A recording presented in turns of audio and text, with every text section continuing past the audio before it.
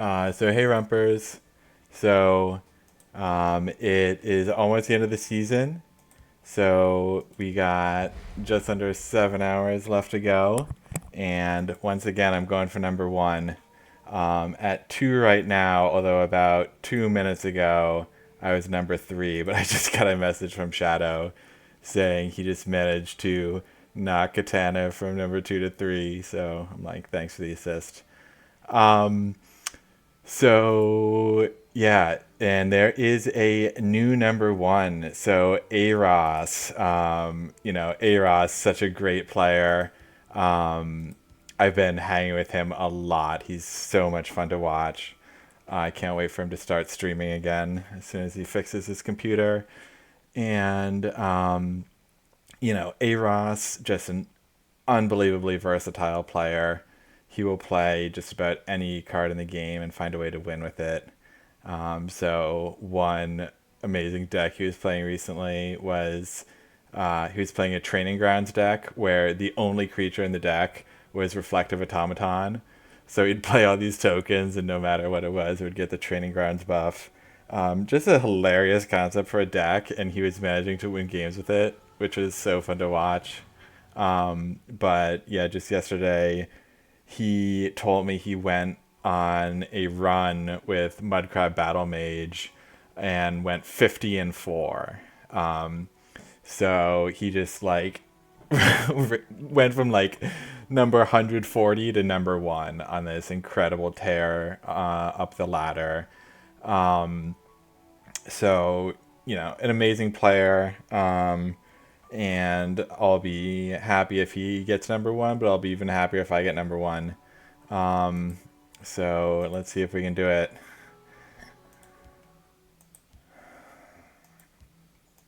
Really close to the end of the season, and I'm really nervous. So before this, my main competition was some of these European players. And the season's going to end really early in the morning. Oh my god, playing against Katana my first game. This is unbelievable. Oh my god. Okay, here I go, losing number two on my first game. Oh, okay. So, Sedanin. So he's on an aggro. He actually is also on a Swift Strike deck.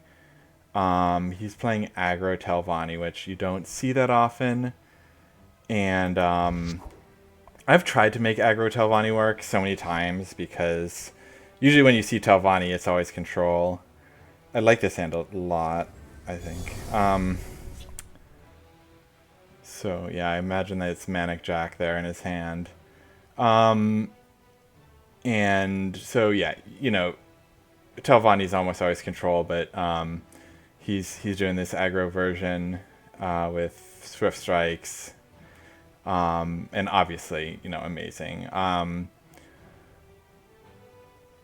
I think earlier in the season I had seen him playing a lot of Warrior, Aggro Warrior, but he seems to have shifted it up, and obviously he's doing amazing with it.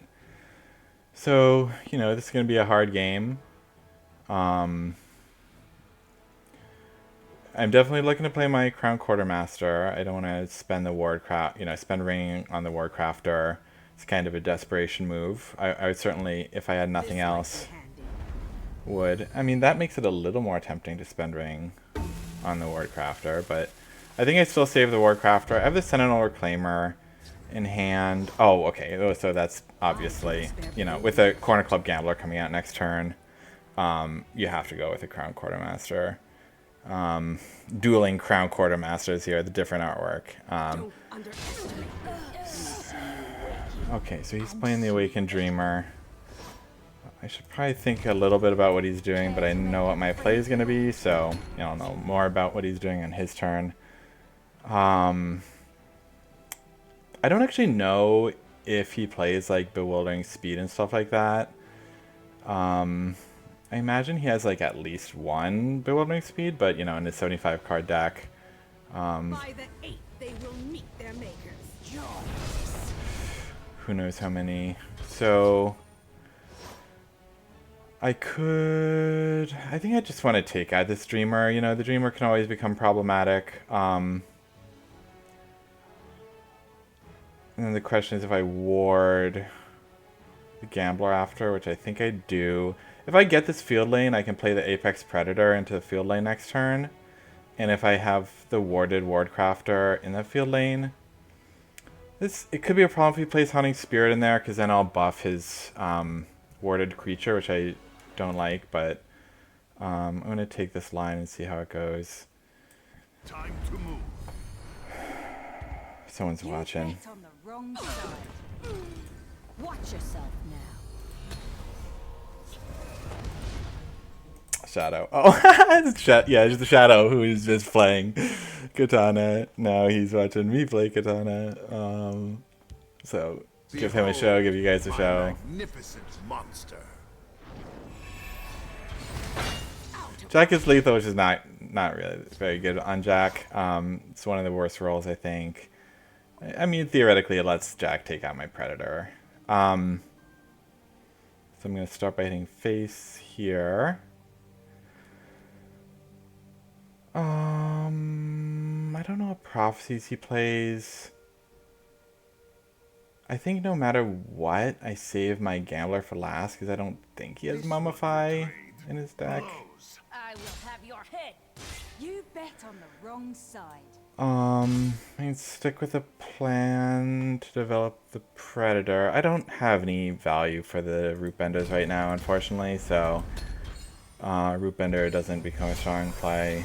Just gonna kill my Stonestalker here, and he is playing an aggressive deck. I think he's gonna swing face with Jack unless he can somehow move it or something.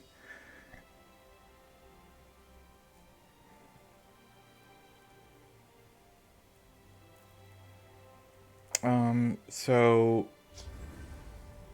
we have 11 damage next turn if we played out a Swift Strike. Let's do the Oh, okay. Yeah, that's a good line. The Shadow Shift. I actually like that Shadow Shift a lot because then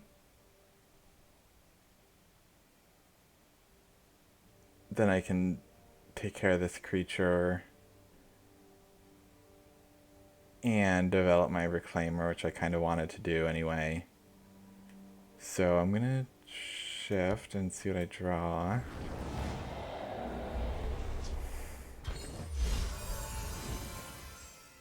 Yeah, I'm just going to do it this way. I should be thinking a little bit more about prophecies, but I think the Reclaimer goes in this lane.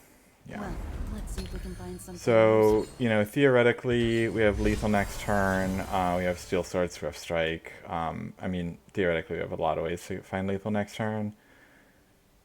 Trying to think what he has, but I mean, I guess I can just watch and see.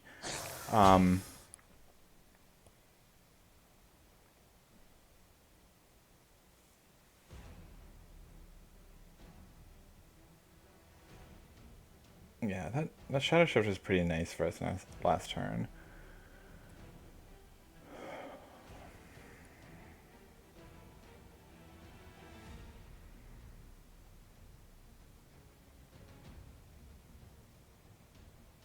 I don't actually even know. I don't think he has Ice Storm in his deck. His deck's pretty aggressive, so I don't think he's playing Ice Storm. But, I mean, even if he did... Oh, that card. We still have lethal, right?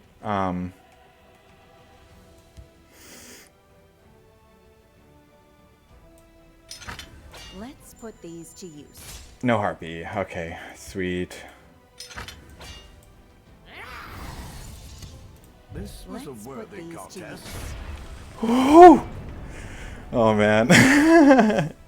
Really felt like he was going to take me down a peg there, but, you know, really, really hard player to beat. Oh my god. Seriously? Already? Okay, that's amazing. I mean, yeah, when you beat number 3, you get a lot of points, so that's amazing. I mean, yeah, we're gonna push it. I mean, I know AyRoss is gonna keep playing. He told me he's gonna keep playing, and so yeah, I'm gonna push my luck here. You know, almost everyone I think has been taking number one, and then they stop. And maybe I should. Playing against Dagoth here, and they have the ring, which never like to see them have the ring. I always like to have the ring. Yeah, without the ring, I don't want to keep a hand with no 2-drops. Yeah, this could be a really hard game. You know, Dagoth can be really hard to beat. Oh, the Trader with the Warcrafter is so good. And the Crown Quartermaster comes out. Okay. Having to do a full pitch like that is so scary, but seeing this hand is so gorgeous. We'll see how they like someone who That's fine. I'm just going to trade into that. I don't want to spend my Wardcrafter yet, just to save a 1-drop, and especially when I have the Trader coming out, so... Next turn, I'm gonna try to develop my Reclaimer into this lane. Interesting. Okay, well, so in that case I have to play my Warcrafter, which is fine. Yeah, theoretically could Bewildering Speed the Morag Tong over here, but if I Bewildering Speed this, I'm gonna break a rune, and it's too scary for him to get a Fighter's Guild recruit. I saw a game earlier where someone actually they pulled it out against a really nasty Fighters Guild recruit prophecy that took out their Trader, but it was you always have to be scared of those Fighters Guild recruits. And like they were playing against a deck that really shouldn't have been playing Fighters Guild recruit. It was like surprise.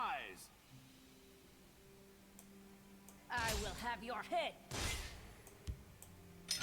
I will have my vengeance. I think I keep playing. I mean, I have the Bewildering Speed, so kind of makes you want to play a little Shadow. I'll play a little Shadow because of the Bewildering Speed. If I didn't have that in hand, I probably would have played this field. Hand of Dagoth, yeah, that's the Hand of Dagoth. Yeah, so, I mean... Oh, okay.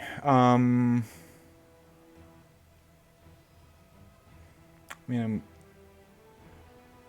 wonder if I could still potentially kill them next turn. One line would be just playing Cliff Race over here and just going ham.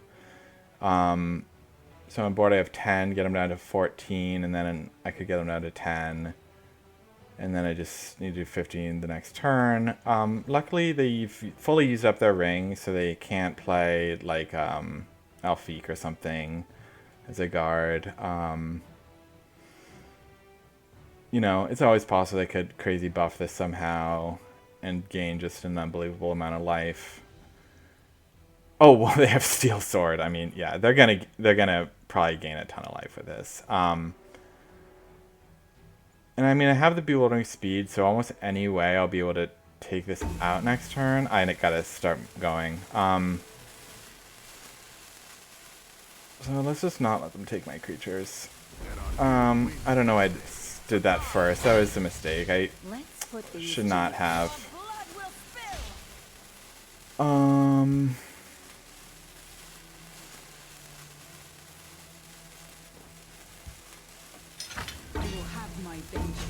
Okay.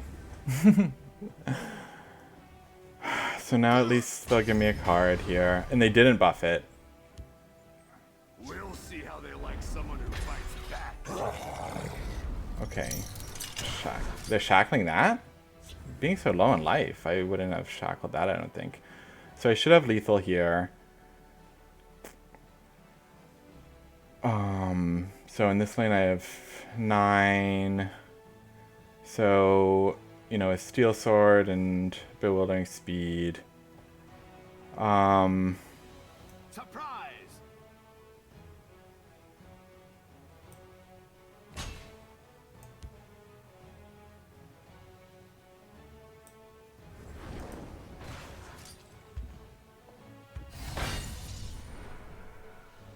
I have to think about skipping here. So I want to get them down to 6. So I want to do 7 damage. Even if I... Just going to hit them like this. Okay. Face me, you dog! Victory is yours. Oh, man. Okay. Yeah, so that Hand of Dagoth could have gotten really problematic for us. It still had its ward on it, and they had that steel sword in hand. So luckily, I was able to close that game out really quick. I'm not sure if they guarded the right lane there. I mean, maybe they did. I don't know if it really mattered, but... Oh, okay. So... Let's see. I think I'm gonna... I'm feeling too nervous right now. I drank a lot of coffee and my heart's beating. I feel like I might explode if I play another game. So let's take a break. Okay, got it. Number 1.